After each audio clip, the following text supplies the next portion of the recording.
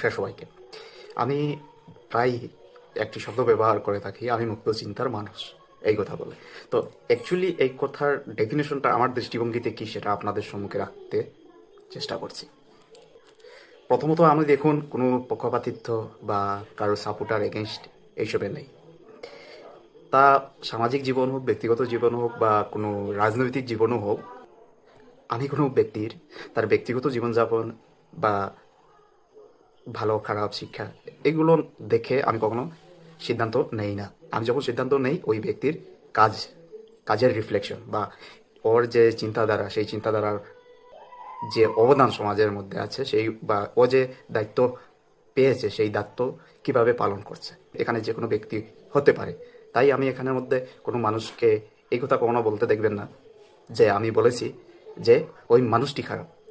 আমি বলে থাকি ওই কাজগুলো খারাপ, অর্থাৎ ও যে কর্ম করছে সেই কর্মের বিরোধিতা করতে হয়তোবা দেখতে পারে। দ্বিতীয়ত হলো আমি কোনো আবেগকে এত বেশি গুরুত্ব দেই না।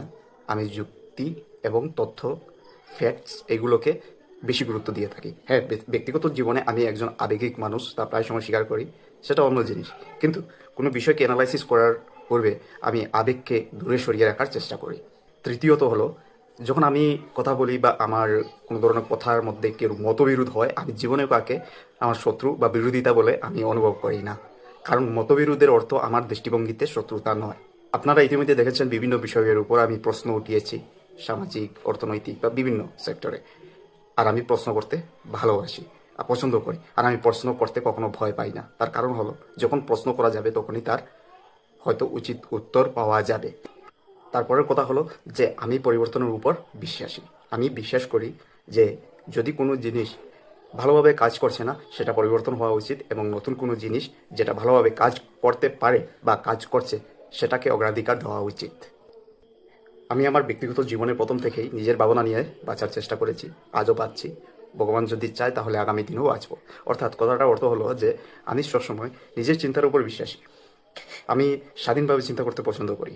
আমি অন্যের চিন্তাকে আমার উপরে কেউ যদি জোর করে চাপিয়ে দেয় তাহলে তাকে রিজেক্ট করার চেষ্টা করি, এবং যা যুক্তিযুক্ত, যা সায়েন্টিফিক, যা লজিক আছে, যা ফ্যাক্টস আছে সেই ফ্যাক্টের আধারে আমি চিন্তা করতে পছন্দ করি এবং করে যাই।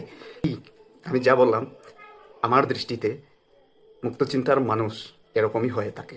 হয়তোবা আমার এই কথার মধ্যে অন্য কেউ দ্বিমত থাকতে পারেন, সেটা কোনো ব্যাপার নয়, বা মতবিরোধ থাকতেই পারে, কারণ এটা আমার দৃষ্টি। আমি বলছি না যে অন্য কেউ এই দৃষ্টিকে বা এই কথাকে বিশ্বাস করুন আর মেনে চলুন।